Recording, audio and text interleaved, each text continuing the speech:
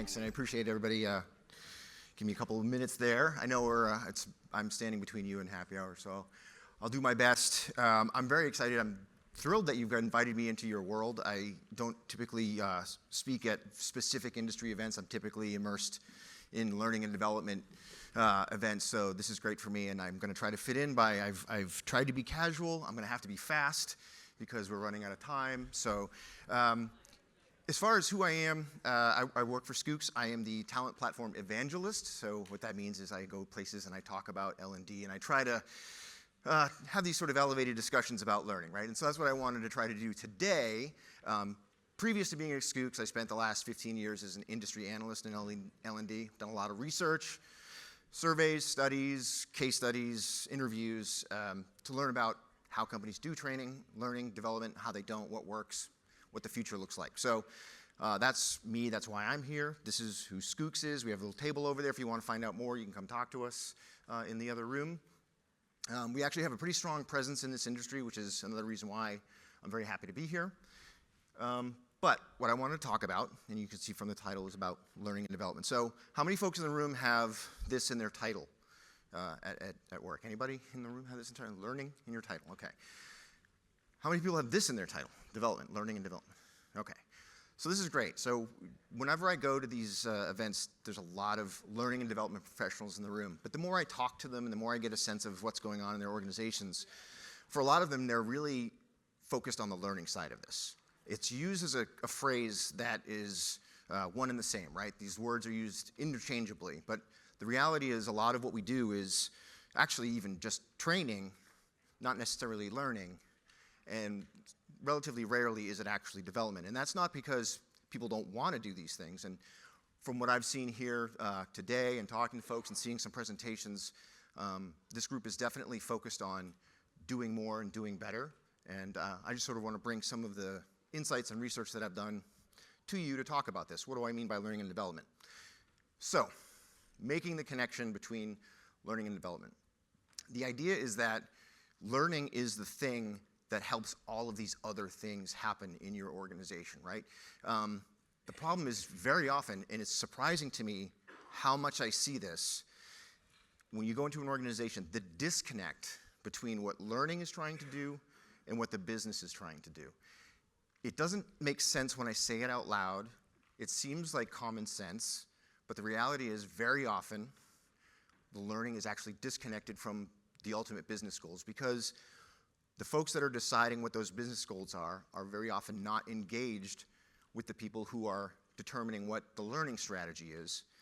And I mean, have people heard the term when order takers for learning, like where the learning department sort of is just being told, make this training, put this together, do this, without necessarily any context, without really any understanding. And that's, a symptom of that disconnect. So learning is the thing that's going to make all of these other things happen. All of these elements need to be inextricably linked because that's the way they work. Unfortunately, they happen often in silos and disconnectedly in organizations. And another symptom of that is the technology and tools that companies use are also very discrete and siloed and don't work well with each other and don't talk to each other. So when we think about these things from a strategy standpoint, from a technology standpoint, we should probably be trying to think of how do these things all connect, how do they work together?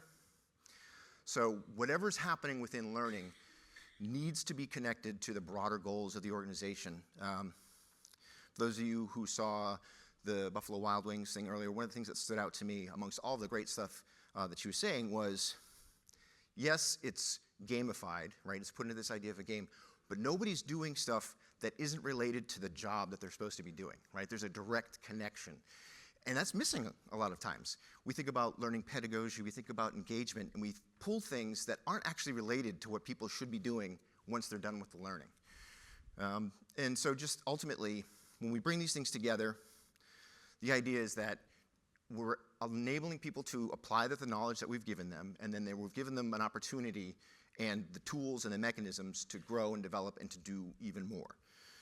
So, we've got a white paper that's available, and I think if I do this, actually first, I wanted to talk about, and this is, I'm not going to kill you all with stats. This is stuff you guys know, live and breathe every day, right? But if we think about the The challenge is when I talk to companies about why they're having such a hard time doing this, across industry, across geographies, these are the big issues. There's too many other priorities. I'm too busy with other stuff. I don't have the budget. That's almost like a given. You can almost not, whenever you ask a question of what's your biggest challenges, just time, money, right? No one has either of those things. A lack of staffing, a lack of the technology to make that happen. Okay, those are just the realities.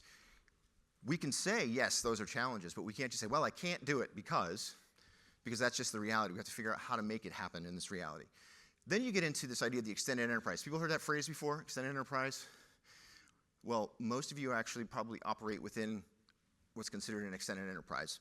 It's sort of shorthand for the learning industry, and it's probably a good idea to get familiar with it as you hear it out in the wild, because it might apply to the way you do things. But the idea is that we've got a large population of people that we need to interact with, whether it's through learning or what have you, that don't actually work for our company.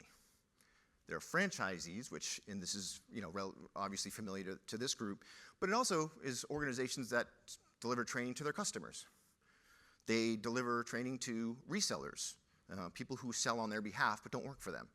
Even other parts of the distribution chain, so it could be distributors, manufacturers. There's this whole ecosystem. You could even be just the population at large. Are you just trying to educate people about what your company does? So there's this entire ecosystem of people that don't work for you that you may need to reach, you may need to train. And then, so that brings in, on top of all that, all these other issues. How do we get the right branding on this? Each environment's different. How do we collect and actually monitor user feedback? That audience is widely dispersed, right? So they're all over the place. And also, how you admin that environment, that's also dispersed. So you add all these challenges on top of that. Then you get specifically into that frontline franchise environment. Now you're dealing with a high turnover environment. It is what it is. I think we're all well aware. There's a short runway for that training in many cases, right? That onboarding time. We do work with other organizations that are more sort of white collar, and they sit in an office and they talk about, well, we've got this time to proficiency or time to productivity. They have a lot more leisure when it comes to what that looks like than most of the folks in this room who have to do this in a very tight window. You're also doing it with a population that very often you're trying to teach them the entire job, right? So if you're hiring software developers, you're not teaching them how to develop software. They come in and you sort of do some onboarding about how the company works and the tools you might use. This group often has people who are coming in and have to learn the job from A to Z in that window. They might just even have to learn how to have a job. They haven't had a job before. And one of the more interesting things, and I was just got to watch Jason Dorsey, who does a lot of research and generations, talk that this type of learner is getting older every year. The person that's actually coming in and learning how to have their first job, that person's getting older. Then there's obviously the unique location cultures, like where the place is physically located. Each of the different franchisors has a different culture that they're trying to imbue in their work. And so you could have one franchisor that has one location. You could have a franchisor that has 100 locations. That's a hugely different dynamic, but you're trying to get everybody to do the same thing. So again, I don't need to kill you with stats. Like I said, most of you live this, you understand, but I wanted to put this up as I talk about the next set of things. These are on my mind. These are the kinds of things I try to look through this lens as we talk about some of the learning and development things that we want to do. So, as I mentioned, there is a white paper that's available. That'll take you to it. We're going to make this deck available too if you don't want to take a photo of this, or if you come see us later, you can scan it off of me and I'll show you. But essentially, this white paper walks through this learning and development connection, and these are the different areas in which learning is directly related to these different elements, okay? And I just want to do a quick little overview of each one, because there's not a ton of time to do a huge deep dive in this. Like I said, you can always come up later. We can have a discussion about any of these, all of these, whatever you like. And that'll come up at the end if anybody, after I talk about it, if you still want to look at it, you can scan that. So onboarding is obviously a huge one for this group. I mentioned it already, that short window. But it's super, super important how we approach this, because that sets the stage for all future learning experiences, right? If you do any sort of learning or development, any kind of training, in that first period, that is going to be that employee's experience with learning, and they're going to project that onto anything else that comes in the future. So A lot of companies struggle because they try to do a lot of check the box, a lot of forms. They try to combine all of the aspects of onboarding into this one experience, and it can be brutal. It's overwhelming. It's a ton of stuff all at once. A lot of the training is just sort of like bing, bang, it's the same thing over and over again. So great, you got them through it. You got into that little window. The next time you want to bring in some sort of development activities to folks, any kind of learning, they're like, I remember the last one. That was awful. So you've already set the stage. So starting off on the right foot, getting it right at the beginning, I think you all well know, that drives them sticking around, which is a big issue for this industry, right? That new hire retention. How do we keep people after we've invested this time and energy? But it's also an opportunity in that very early stages, not just, hey, we're going to help you start doing this job in a week, 2 weeks, 3 weeks, whatever it is, but you can provide a window into, here are the opportunities that lay ahead of you, depending on what you do, right? This is the beginning of your journey, and you could do any of these things that are available to you. You want to start that thought process then, because you're going to build in that early engagement. It's not like, okay, hey, onboarding's over, we got you up and running. By the way, next year, if you want to try this other thing, it's available, right? You want to start that conversation quickly, soon, so that they're bought in. And the whole idea is that onboarding has to be relevant, it has to be engaging. You can't hit people with stuff that doesn't mean anything to them. And of course, it needs to be effective. So there's a whole deep dive on sort of the engagement part too. The next one, coaching. This one is fascinating to me because I've watched the evolution of coaching over the last few years. It used to be just only in the realm of executive development, right? That was, well, you have an executive coach. But companies come back time and time again and say, coaching is the #1 most effective learning-related activity we have. People love it, they respond to it, things happen as a direct result of it. So the challenge is, how do we scale that? But companies want to do more coaching further down the organization, so coaching for everybody. We're not there yet, as it is a challenge, but there's lots of tools and things that are happening to help us get better, but coaching isn't just for leaders anymore, and it's different than a performance management conversation. I had a conversation recently with a coach, and one of the biggest issues is companies will say, we'll call something a coaching interaction, when it was really, hey, you're really bad at this, or this is a problem and we need to fix this, or we're having a behavioral issue, or something like that. That's not coaching. And words have meaning. And coaching really has to be about the positive side of things. How am I going to help you be the best you can be, find a new direction? Where do you want to go? What do I know that I can impart to you? So making sure you delineate any of those, because those things clearly happen, those kind of performance conversations, but you have to delineate that from the coaching experience, because then future coaching experiences have this negative connotation to them. Other people who haven't had one yet don't want to have one. But the reality is they can be super, super powerful. Provide career guidance. How do I go there? That connection to the organization, right? So you feel this connection to your coach. The coach is hopefully a representative of the organization. So you feel that, you make that connection there. But again, difficult to scale. I think you're going to see as technology gets even better, the ability to use AI, and I'm sorry that I brought it up, but it had to be said. It's required. Every presentation I do, I have to say AI at least once.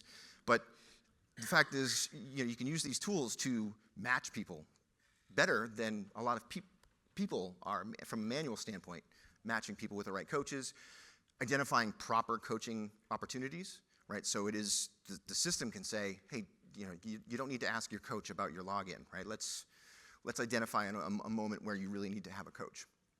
So interesting to see how this is going to progress in the future. Another one is about engagement. So there's sort of two sides to the engagement coin, right? There's overall employee engagement, right? Are employees bought into the company? Do they feel like they're part of something? And then there's learner engagement. Are the people engaged with that particular activity that they're doing? They go very much hand in hand. And I would say if your learners aren't engaged in the learning, it's much harder to get them engaged in the organization overall. So the challenge with engagement, especially from a learning perspective, is we often think of it as, did I put in a cool video? Did I use the right font? Are there cool pictures in there? Are there interactions? All those things are great. They're very important. You want that learning to be like that. But what you're assuming is that your learner was engaged before they even got to the content. Because you're saying that person clicked on this thing, opened it, and now they're starting at 0, and now I'm going to engage them. The goal is to get them engaged and bought into the idea of learning long before they see a piece of content, right? So can you truthfully and clearly articulate what's in it for me? And I've been using this phrase a lot with this, and it's traditionally considered sort of a negative phrase. A question, when it gets asked, it feels arrogant and feels selfish. But the reality is, every single one of us, everybody asks themselves this question all the time. Whenever we're about to do anything whatsoever, either consciously or subconsciously, we are asking ourselves this question. If you can't answer that question for your learners, you're fighting an uphill engagement battle. But if you can answer that question, say, this is why this is important, not just to the organization. This is why it matters to you and what you're doing and what could happen in the future. You sort of opened that engagement floodgate, right? You're already starting on the right footing. A big piece of it is relevance. And I've seen a lot of great examples already just today, and I know we have tomorrow too, of the way that organizations are driving this relevance, making sure that people are engaging with stuff that doesn't feel redundant. It recognizes my past experience, things that maybe I already know. And so the idea is, again, just making sure we're engaging learners before they ever interact with learning, and that's going to propagate out through the overall engagement in the organization, in the culture, in the ultimate business goals. So I mentioned performance in those conversations. Surprising to me how little connectivity there is in organizations between the performance management process and the learning environment. It's amazing to me, but it's true, because over the years, as those things have evolved within the organizations, they've sort of grown up in their own silos without ever interacting, and the longer that goes on, the harder it is to make those connect. But learning can't be just about completion rates. I know it's important, it's good, it's data that you should be collecting. By itself, it means nothing. If you tell me 96% of your people finished a class, good for you, that's awesome. What happened? You have to be able to tell me what happened. And then what happened for the 4% that didn't? Can you tell me that? So it's more than that. So making that connection that shows, hey, our performance management process says these things should be happening. Here are the learning interventions, seeing it's a two-way street, right? So, we found these performance gaps. Here's the learning that can address those. And then it's, hey, we've got these learning programs that say these things should be happening. In the performance process, are they happening, right? So it's this cyclical process that it should be very organic and ongoing.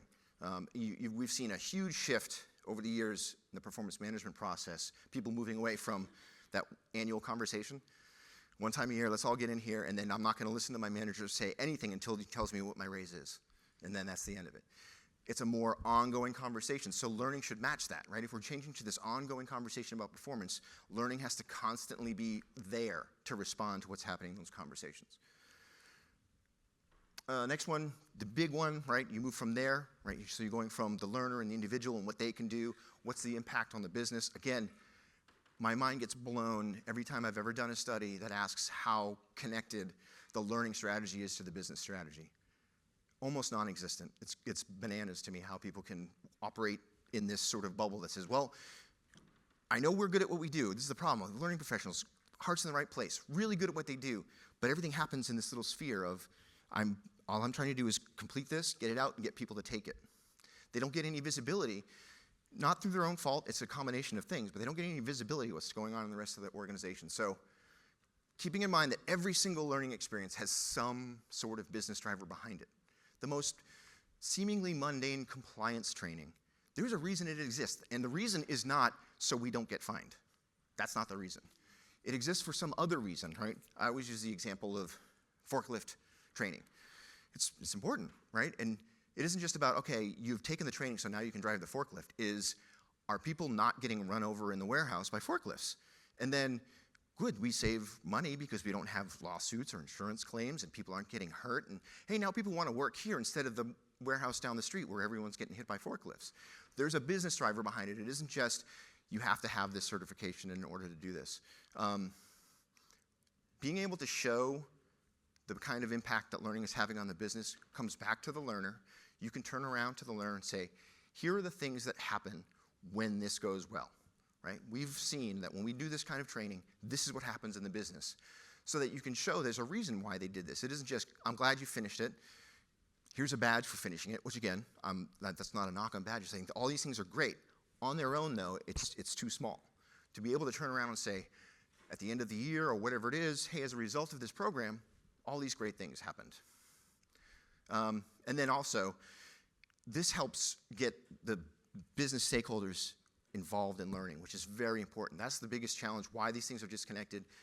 Learning leaders and business stakeholders don't have a good enough of a relationship where the business leaders can talk to learning leaders and say, I need people to be able to do X, Y, Z in order to be successful. Okay, let's talk about how we get people there, right? And start talking the same language and be able to both have a focus on the same goals. Doesn't happen a lot. And the last one is the career development. So this is the big picture. What is it about all of this process that helps the learners? What are they going to do, the employee themselves? So the ability to build these longer-term learning pathways, like, okay, we've done the onboarding, we've got this thing, but then you can append to that. Now, if you want to keep going in this direction, this is what it looks like. If you want to go this direction, this is what it looks like. And having these paths that show people it's attainable and what they would need to do to get there. And then this helps you build those that internal bench. I mean, I think we would all agree that having internally grown leaders is super effective in your organization. I mean, people respond so much better to that than somebody coming in from the outside and saying, this is how we're going to do things now. Not that that's not unavoidable at times, but this kind of idea of tying learning to broader career development means you're going to build a stronger bench. You're not going to have a leadership hole somewhere and say, oh no, what do we do now? We need to find somebody. You would already know how close you are to filling in some of these holes because you've been constantly going at those things from the learning paths. Again, gives the employee sight into that, those possibilities, so they're aware of it. And then just making sure that you're building the right skills as you move forward. What's going to make us successful in the future? Do we know what people need to be able to do? Can I identify what those are? Do I have those? If I don't, how do I build them? But making sure that whatever career development plans you have in place are strongly tied to the learning so people have the tools that they need to get there. Okay, yeah, so let's just do a couple of examples. So I picked a few, these are our clients, but I just picked a few that will be familiar and in the industry. So Checkers Rallies, they're a 30% owned and 70% franchised. In the group, franchise environments, anybody? Franchise environment? Okay. Been talking to a lot of different environments, and some of them, we're talking like 90% franchised, like only a couple of company-owned stores. It's a whole unique environment. So the big thing with them is, they changed sort of the whole environment. They really wanted to get people on board, and the example that I want to use is they had this very specific goal. They created this crazy good, that's their tagline, right, crazy good. So they created crazy good learning is how they branded the experience. We'll show you a few things that they took into account when they put together their program. This is the research that they used. But they found that, investment in employee development, 11% greater profitability. Learning tied to business impact, right? Employees know their strengths, 6 times more to be engaged, perform better, and less likely to leave. Those are some key things, right? Engagement, performance, retention. 92% of the employees, this is US, said that learning something new makes them engaged. That idea that I'm constantly learning something new, that's what's going to keep me coming back, keep me engaged. When they're looking for a job, they want to know that there's some sort of training process, like you're not just going to drop me in there with best wishes, right? There's some plan for me to move forward. About half of them say that believe that their employer penalizes them for not having certain skills on the job. Whether that's true or not, I don't know. This is a perception from the employees, so it's important to have that stuff very explicitly spelled out, right, of how you approach performance and skills and learning. If this is the case, they should know. If it's not, they should also know that too. So this is the environment that they created. They know their audience young, very driven by sort of social media, TikTok, that sort of environment. They tried to do it in a way that was engaging but didn't seem corny, like, hello, fellow kids, I also like TikTok. Like, that's how I feel when I talk about it. But they tried to actually make it real, and it worked. They saw an amazing thing. So that was just some of the images of it. They used job aids, QR codes, micro-learning. They would check in with learning checkpoints on day 1, day 30, make sure you have what you need. And you could do a bunch of different things when you were there. And so you think about the restaurant, they could have what used to be a poster board, a laminated board on the wall to tell them what they needed. They could scan a QR code on a specific area to get that information if they need it, and it would come to them in that sort of more engaging, quick, I get it kind of way. And what they saw as they put this in place was previously they couldn't get people to use the training, right? They were building it, they were making it available, and it just wasn't happening. But once they started making it relevant, making it engaging, making it easy to get to and make sense for where they were, this huge upshoot in uptake of the learning.